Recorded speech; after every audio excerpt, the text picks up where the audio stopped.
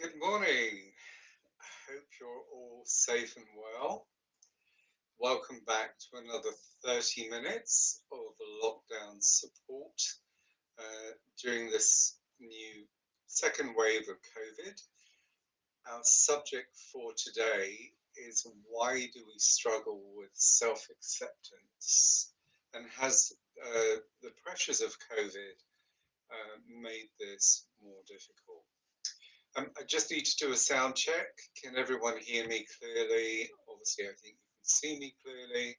Just wanted to check that basically you can hear me. If not, please post a comment. As I've added here, please post your questions into the feed or be answered either live or afterwards. Okay, so we'll update the various groups if there's anything that we don't get to answer this morning. So, um, okay, that's good. We've got some messages saying that we can be heard, which is really really lovely. So, okay, COVID obviously and lockdown has brought us many challenges, and for many people, this has been an opportunity, good or bad, for greater self-reflection. And obviously, in that self-reflection, we may have been looking to accept certain things in our personality that we've struggled with, to know ourselves better, understand our actions and behavior. So this has really been a period that has sort of turned the mirror back to us to make us look at ourselves. Now, for the people that meditate under our system, they're quite used to this because one of the processes of spiritual unfoldment is that through quietening the mind, having greater objectivity, we can have greater clarity to look at ourselves and to understand ourselves. And that's really important because in reality, the majority of people in our world today do not know themselves. They live a fragmented life. How many times have people told you that I did this, I said I would never ever do it again, and I did it again.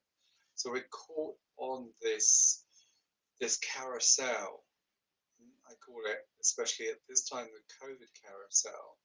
How do we get off that? How do we get off that moving object so that we can find stability, we can stand on a firm foundation? And it's pretty important today.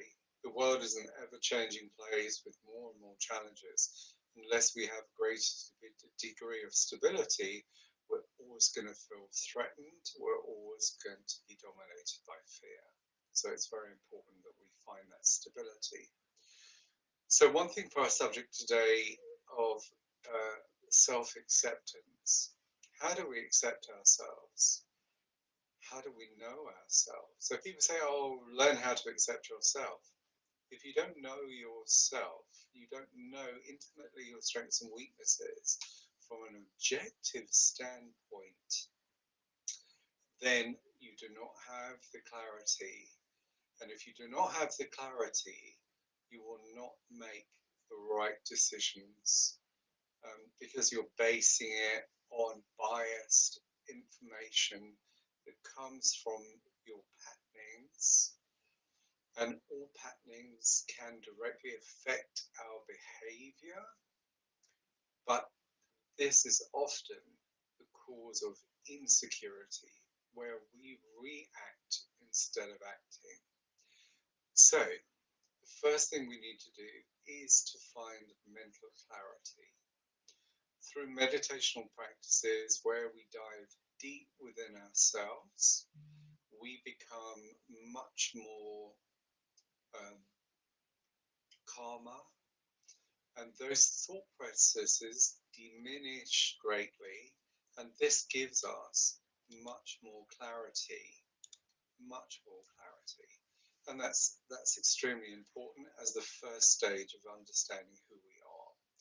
Now, when we have clarity, And when we're more um, settled within ourselves, we'll have greater objectivity. So what will happen is that we'll begin watching our behavior, we'll begin watching our thoughts in a slightly removed, non-attached fashion. When we say non-attached, it simply means that we're not emotionally involved. In other words, we're seeing these things as if they're on a movie screen or a TV screen. We're watching. We're not involved. So this is a very important stage in understanding our thought processes. Now, our behavior is based on our thought processes. So if we feel stressed, we're more likely to react in a situation because of that stress, because of that tension, etc. But that might not be the best course of action. That, as we said, is a reaction, and generally speaking, reactions do not bring good results. So firstly, we want to ensure that we have that clarity of mind.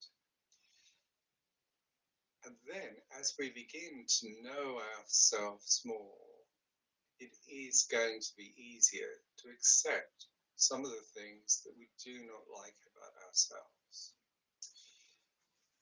It's very true that people do believe, and we always laugh about this statistic, that everyone believes that they're slightly better looking than they really are. So that's point one. Many people, as point two, believe they're not such a good person as they really are.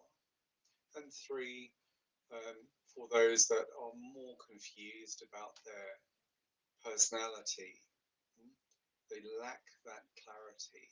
So they, in fact, don't even know who they are. Who is the real person inside?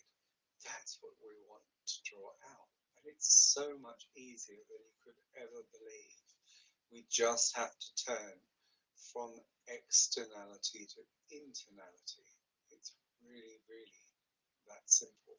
And meditation is the most perfect practice because this will automatically, given the practice, um, in fairness, our practices do this systematically of turning your attention naturally within yourself away from the surface.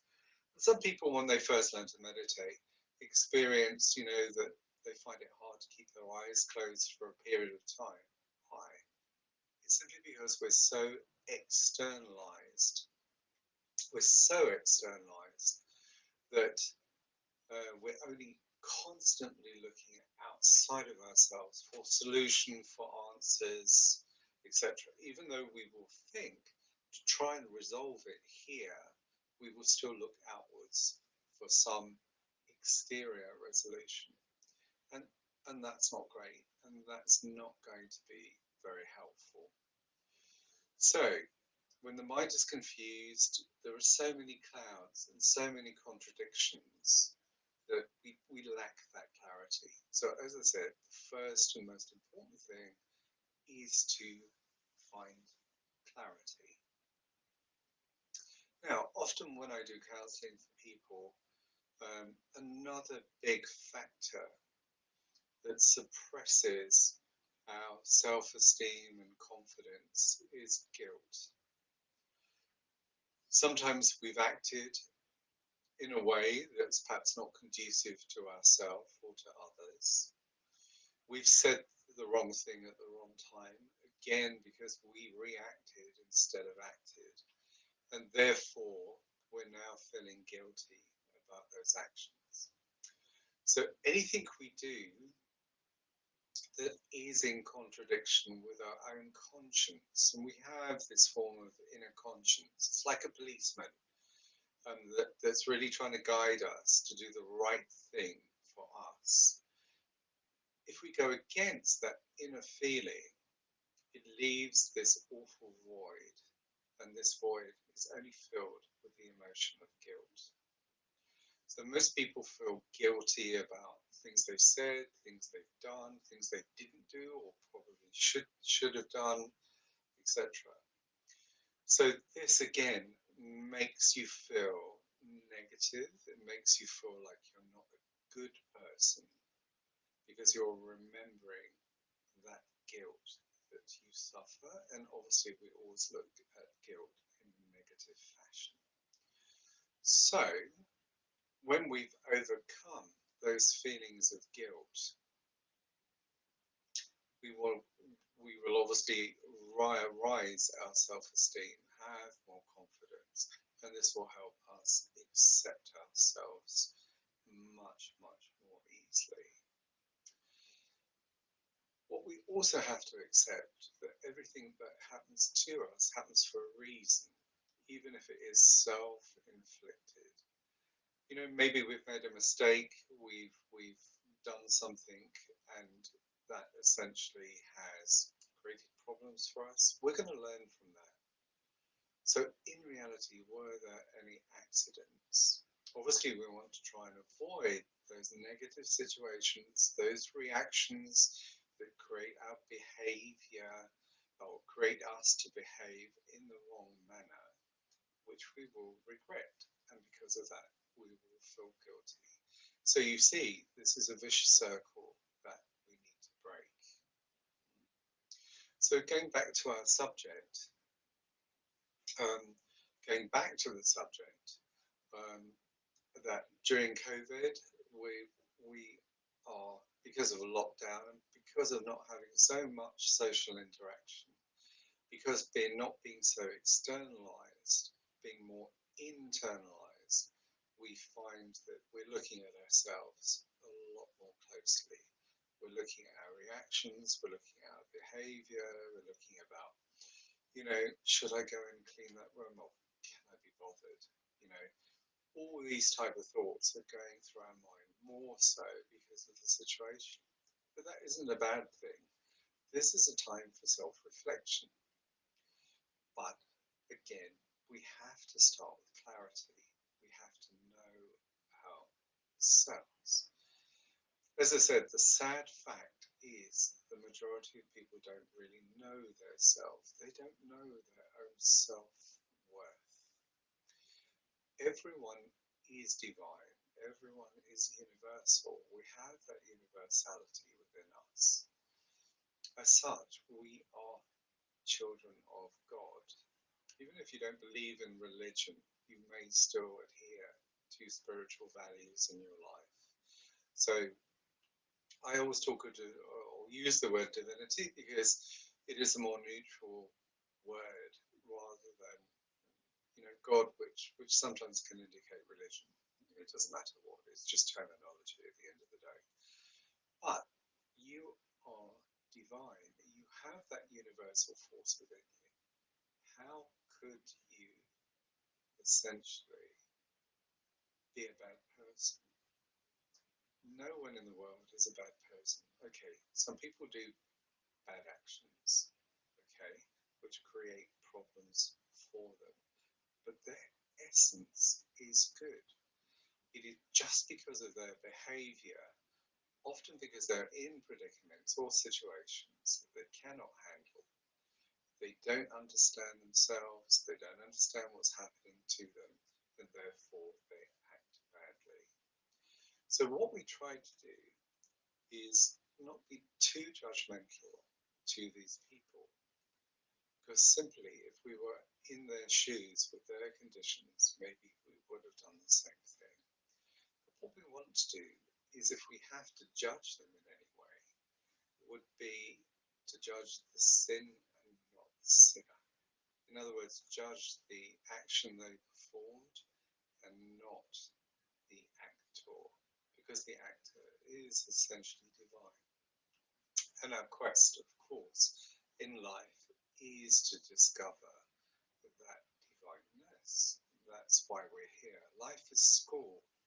School not only to improve ourselves, but to spiritually unfold, to come closer to that universal or divine source. We are it. That essence is within us. We just need to unfold it. So, accepting yourself, looking in the mirror can be tough. But if you're feeling more stable and stronger within yourself, that process is 1,000 times easier. And that's why we advocate meditation to give you that inner strength because you're diving deep to that universal source and drawing that into your consciousness. Yes, it is there, it is just hidden from sight, and therefore you can look clearly in that mirror and say to yourself, I have not done good things, but I'm going to stop doing that now, and I'm going to start doing more constructive, good actions. I'm going to make my life better. And I'm going to accept that I have made mistakes. I'm going to accept, yes, I've made mistakes. But the most important thing for me now is to learn from those mistakes so I don't do the same thing again. I don't keep on that carousel and keep repeating the same mistakes over and over again because this is it's a waste of time, it's a waste of energy, and it causes so much unhappiness in our lives. So the path to greater happiness is through self-acceptance. Look in the mirror, look in the mirror and say to yourself, especially on the days that you do not feel good about yourself, I am a divine child of God. I am a divine child of God. This helps so much. It recenters you in a positive frame of mind. You have potential. You can resolve these issues and you can accept yourself, good or bad. Now, we all have a combination of goodness, not necessarily badness, but let's say positivity and negativity. We want to move more to the positive because that's going to enhance our life, even in the wider scope of reality, that we have to leave both of those behind because they're attributes of the relative field of existence, which we at some point through our spiritual unfoldment want to transcend. But let's live in the here and now. That's maybe something for the future. It's dealing with life here and now at the moment. So accept yourself just in a quiet moment while those thoughts go through your mind. Do not be hard on yourself. Tell yourself, I accept the things I have done or haven't done, should have done, whatever that is, and look in that mirror. But look beyond those mistakes. Look to the greatness that is inside and be focused on making sure that that rises in your personality. That everyone has this great goodness. We can do goodness. So let us focus on goodness. I notice a question here. How can we as meditators best help others, non-meditators, to achieve self-acceptance? Well, obviously, as we said, meditation is the perfect tool. But what I've stated here, obviously, can be done without meditation. You know, looking at yourself, looking in the mirror, self-affirmation, saying I'm a good person, let me focus on that. That's what's important. That is what is important. Yeah. As I said, many people that come for counselling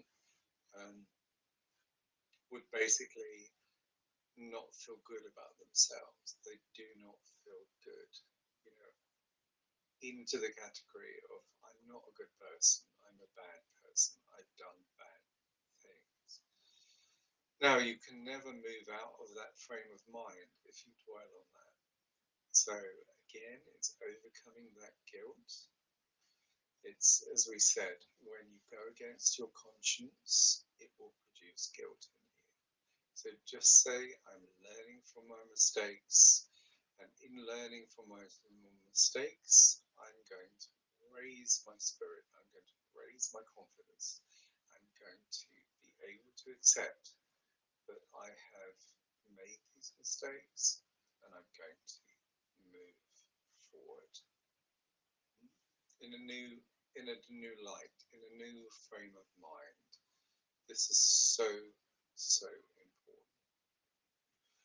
So, self-acceptance is easier than you think. It really is. Once the clouds of the mind dissipate, then you will see that light that is within you, even if you're not a meditator or someone. Meditators obviously have an easier connection or greater connection channel to that light within. If you're not meditating at this moment and you're watching this video, you can still achieve this, albeit it's slightly more difficult when you do not have the right tools. So what we do in our organization is give you the right tools so that you can make these transitions in your personality. You can accept yourself with far more ease. So we do find the things that we're struggling with in life keep coming back. They keep coming into our consciousness because they remain unresolved. They will at some stage keep bubbling up in the mind until they're resolved. So what we want to do is when they bubble up in the mind is objectify them, stand aside without emotion and look at them. You will then have greater clarity of mind how to deal with that situation. So the whole real key here has been about clarity. So remember that within your personality lies everything that's good, everything that is great. You just have to discover it. Okay, I just wonder if there's any more questions on that anyone would like to post into the feed, etc. While we take a 1 second pause before we continue on with this subject. So, one thing in relation to this is that those impressions we have in the mind from the past dominate our current mental state. So we need to change our conditioning. For the reality is we see the world through, as they say, rose-tinted glasses. We're seeing the world based on our conditioning and our experiences so far in life. We know this because if we're in a negative frame of mind, we will see all the negativity around us. You know what happens? You're in a negative frame of mind and you drop something. 2 minutes later, you'll drop something else, or you'll trip, or anything like that. Because you're in that negative frame of mind, you lose that balance. So it's very important that those conditionings do not color us, but currently they do. So again, the process of spiritual unfoldment, of which meditation is the most perfect tool, will allow you not to be dominated by those past impressions and experiences. This brings that clarity of mind, and again, this is a greater stepping stone to self-acceptance.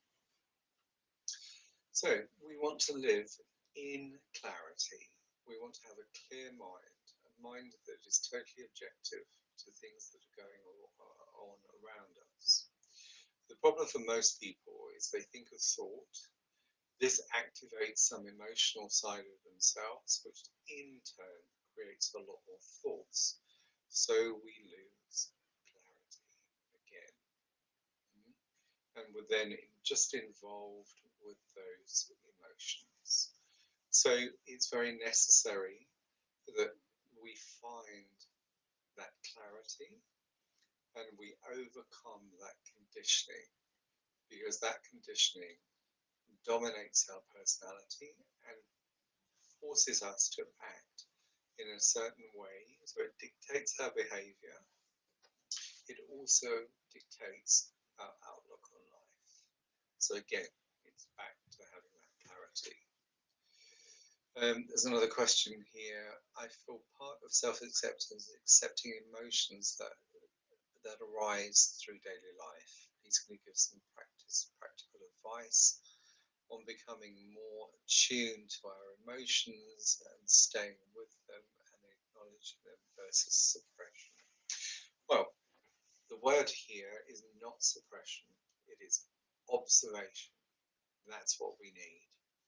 We want to be able to observe those thoughts as they come through the mind in a non-attached way. We don't want to keep analysing them. So people think that just all the thoughts that go through the mind, we need to analyse everything that comes through. And that is not true. What the most effective way is to be the observer. So what we have to learn to do is observe those thoughts, and everyone can do this, meditator or not meditator. So keep observing the thoughts. You know, instead of being involved, which we are, as those thoughts go, observe them. Just keep observing them and observing them. And also, if you find that your emotions, you're in a negative frame of mind, think positively. So if you've had a negative thought for 3 or 4 minutes, sorry, 3 or 4 seconds, I should say, then think something positive for the next 3 or 4 seconds. So these two things, observation and obviously changing the polarity where you feel it's necessary. If you're feeling very negative about someone or something, or a job, then think positively. You know, it doesn't have to be about that subject, but you're changing the polarity of the mind so that eventually, as the mind gets stronger, you can naturally push negative thoughts away from you just by thought. Okay, you have that mental power just to push them away. Oh, I'm not going to think about you. You're negative. Goodbye. And it will be gone. But we need to get to that point. So the key is observation, objective observation.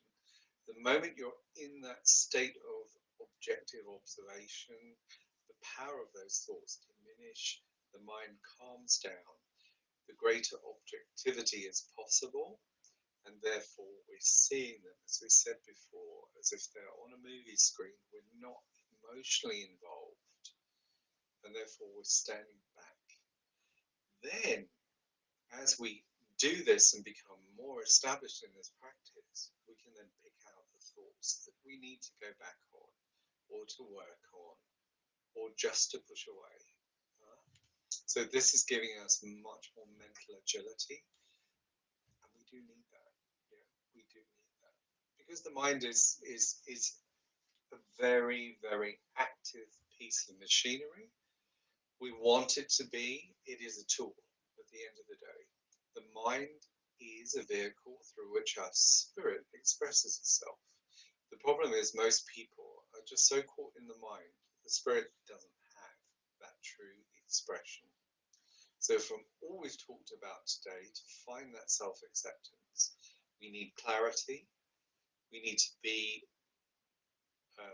in control of our emotions, we need to observe them, we need to have that strength to deflect them if they come and they're negative, and we don't need to think those things. Most of the thoughts we have are rubbish. They're just that machination of the mind, that same thought, because it's not resolved, going round and round and round. But when we find that tranquility, we will have clarity and observation.